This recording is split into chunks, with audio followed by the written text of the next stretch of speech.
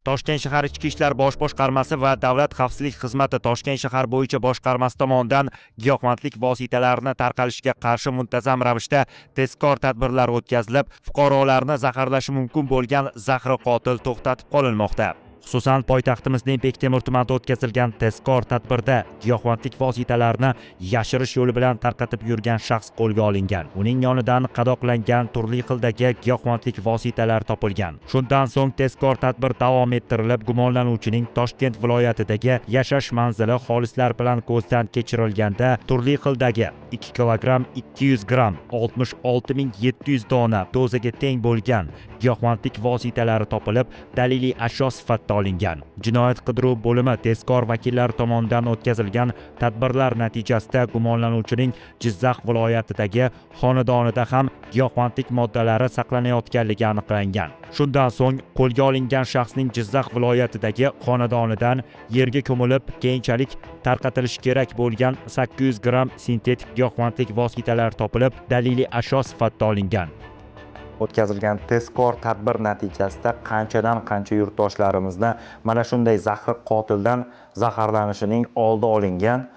Bu giyohvandlik vositalari agar poytaxtda tarqalib ketganda ko'plab yurtdoshlarimiz, ayniqsa yoshlar zaharlanishi mumkin edi. Mana shuncha odamni zaharlagan ekanman, men bu darajada deb o'ylagan, bilardim.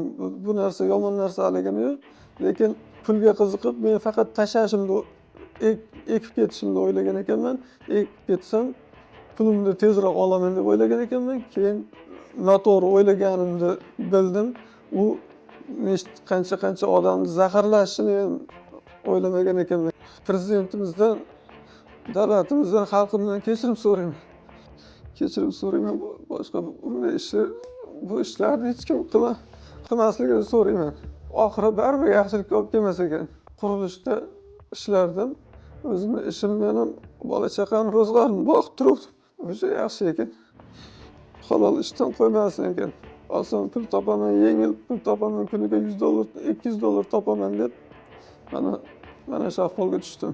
Mazkur holat bo'yicha O'zbekiston Respublikasi Jinoyat kodeksining 273-moddasi 5-qismi bilan jinoyat ishi qo'zg'atilgan. Mazkur moddaga ko'ra sud hukmi bilan gumonlanuvchiga nisbatan 20 yilgacha ozodlikdan mahrum qilish jazosi nazarda tutilgan. Toshkent shahrida ichki ishlar organlari xodimlari tomonidan bu kabi tezkor tadbirlar davom ettirilmoqda.